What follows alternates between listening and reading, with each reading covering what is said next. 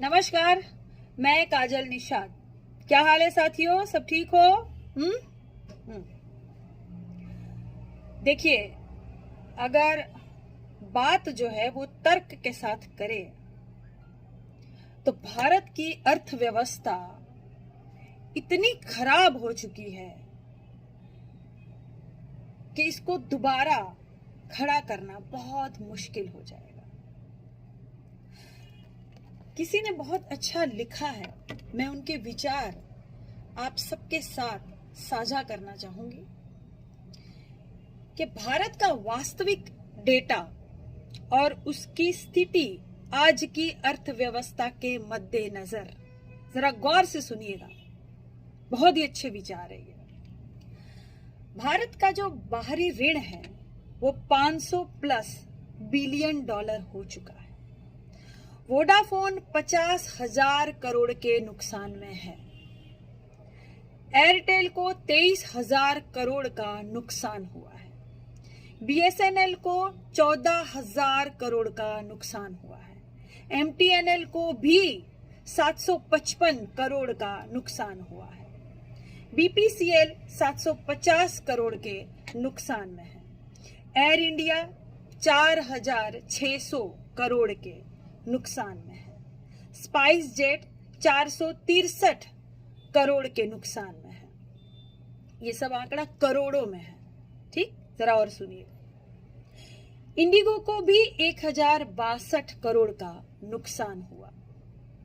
BHEL को भी 219 करोड़ का नुकसान हुआ है। इंडिया पोस्ट 15,000 करोड़ के नुकसान में है। यस बैंक 600 करोड़ के नुकसान में है। यूनियन बैंक 1,190 करोड़ के नुकसान में चल रही है। पीएनबी बैंक 4,750 करोड़ के नुकसान में। एक्सिस बैंक को भी 112 करोड़ का नुकसान हुआ है।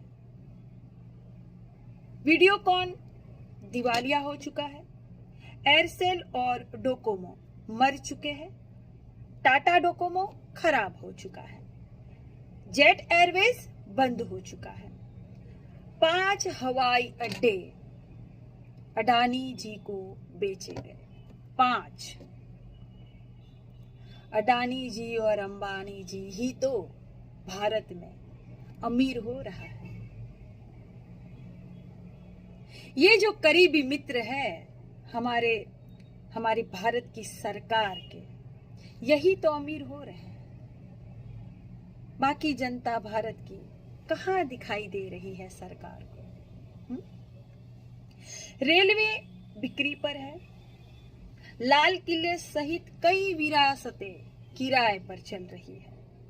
कई राष्ट्रीयकृत बैंकों का विलय हो गया है और कई शाखाएं सचमुच में बंद हो चुकी है। सभी बैंक भारी नुकसान झेल रही है। 36 सबसे बड़े कर्जदार देश के गायब हो चुके हैं, भाग चुके हैं, देश छोड़कर फरार हो चुके हैं। ठीक, कुछ करीबी लोग और उद्योगपतियों का 2.4 लाख करोड़ रुपए का कर्ज माफ किया गया। इतना बड़ा कर्ज माफ किया गया।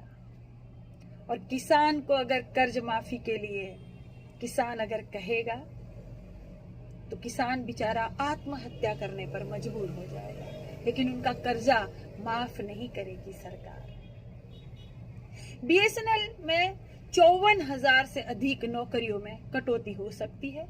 ऑटो उद्योग में 1 बिलियन डॉलर का नुकसान है। मारुति सबसे बड़ी कार निर्माता के उत्पादन में भी कटौती कर दी गई है। कार फैक्ट्रियों में 55,000 करोड़ रुपए की कार का स्टॉक पड़ा हुआ है, जिसमें कोई खरीदार नहीं मिल रहा।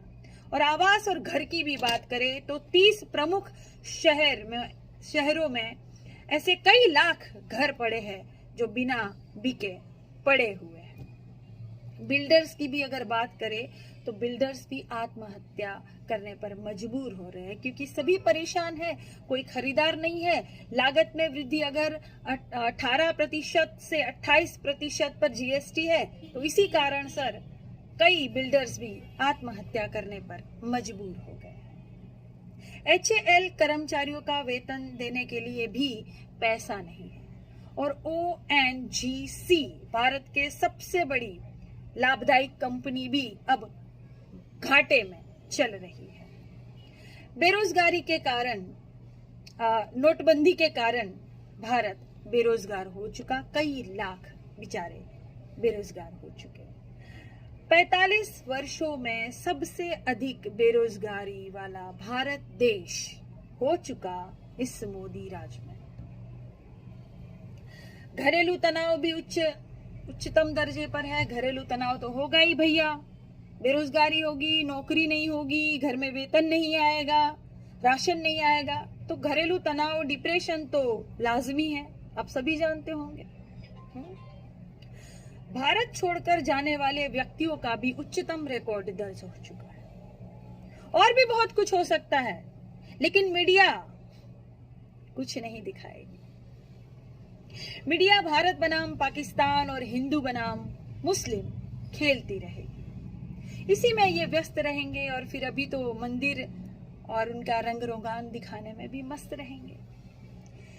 इसलिए हमारा ये कर्तव्य बनता है कि हम सभी को वास्तविक तस्वीर के बारे में बताएं और सचेत करें, ताकि ऐसे कुशासन को उखाड़ फेंकने के लिए हम सब वचनबद्ध हो सके और वो देखे जो हम देखना चाहते हैं, वो नहीं जो ये बिकाऊ मीडिया हमको दिखा रही है। वो सत्य नहीं है, आप सत्य को देखिए।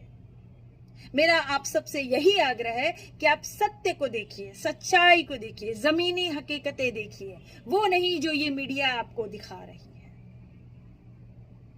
निजीकरण के लिए सरकार इतनी उतावली क्यों है, जबकि ये बिंदु उनके मैनिफेस्टो में भी नहीं था।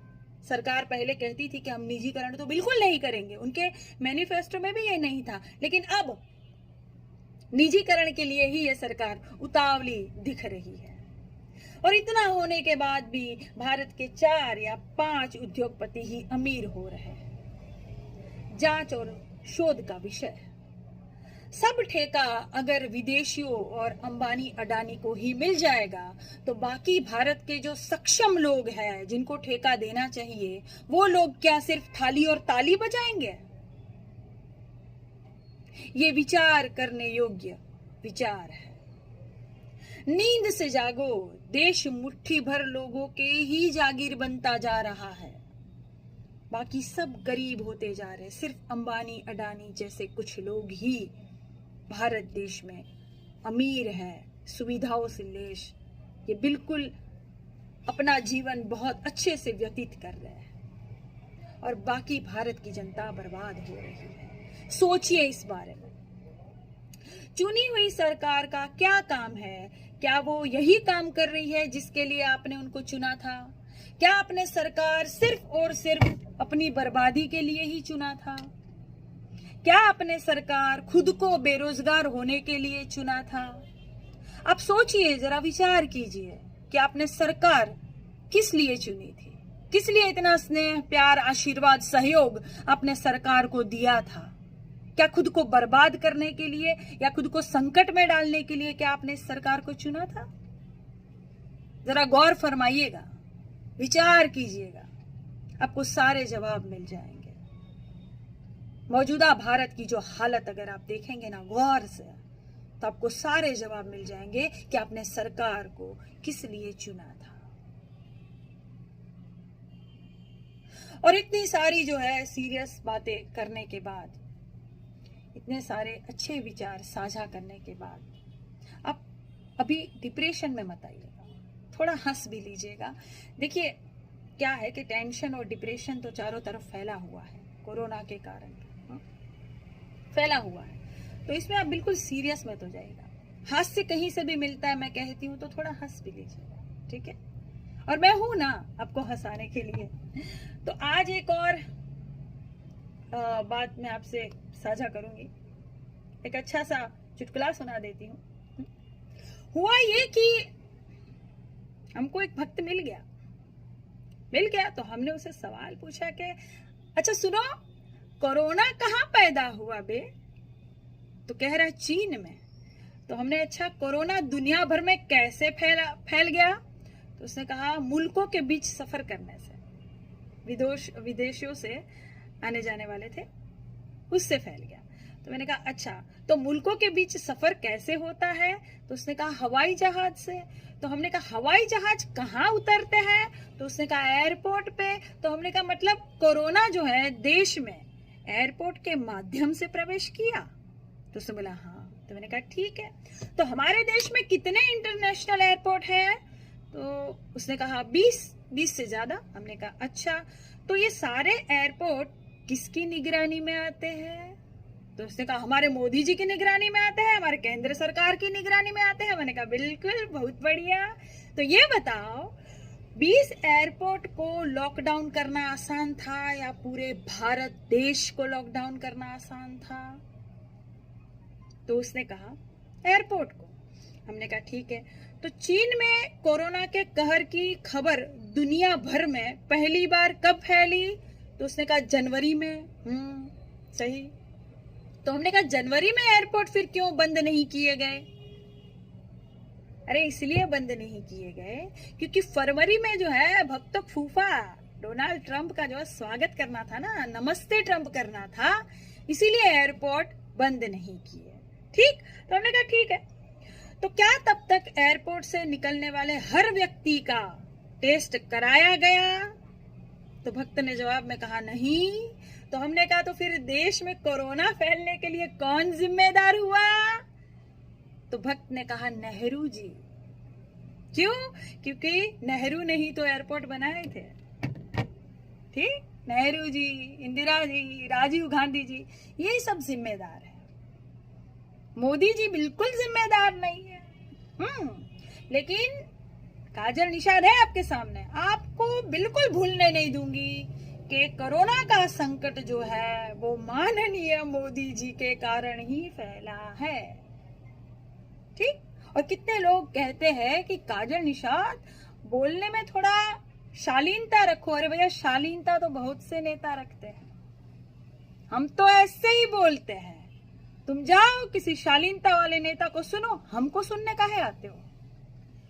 शालीनता नहीं दिखेगी, वो गई, शालीनता नहीं दिखेगी। शालीनता करके करे भी क्या?